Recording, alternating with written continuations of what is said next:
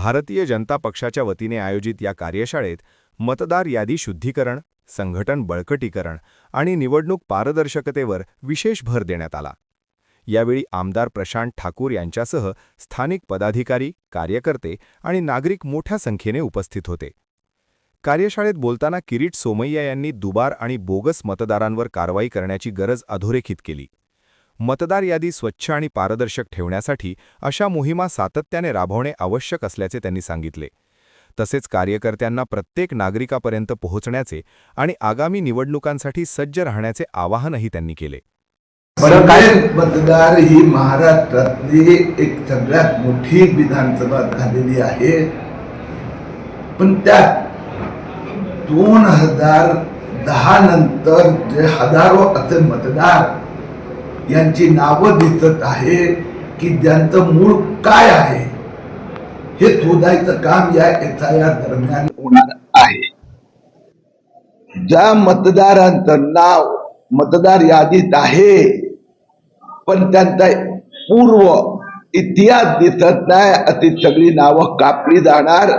महाराष्ट्राच्या मतदार यादीतून किमान 50 लाख बांगलादेशीची नावं कट होणार। पश्चिम बंगालच्या मतदार यादीतून 90 लाख डिलीट, महाराष्ट्रात पण 50 लाख बांगलादेशीची नावं। आम्ही पुढच्या आठवड्यात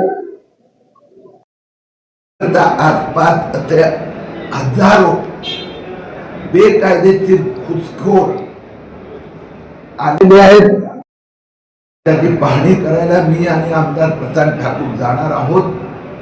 पनवेल विधानसभेत खासदार तो मुंब्रा कडवा तो या सगळ्या ठिकाणी हजारो बांगलादेशी आहे, त्याचे शोध घ्यायचं काम आम्ही सुरू केलं आहे। मागे दादा आपण वलभ गावात मध्ये देखील आला होता, दौरा केला होता।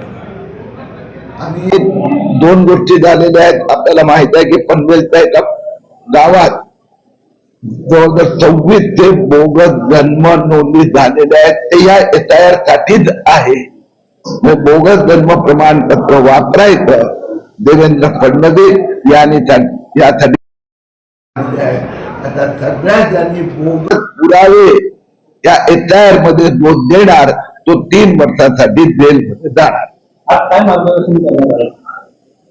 आज आम्ही सांगितलंय की एक जसं पश्चिम बंगालमध्ये 90 लाख डिलीट झाले, 28 लाख जे चॅलेंज केलं होतं ममता बॅनर्जीने, ते एकही व्यक्ती त्यांचे वडील इथे जन्माला आले होते, त्यांचं मतदान कोणी देऊ शकले नाही कागद, तेच काम पनवेल विधानसभेत आपण एक बांगलादेशी नाव मतदार यादीतून कापण्याचं काम म्हणजे SIR।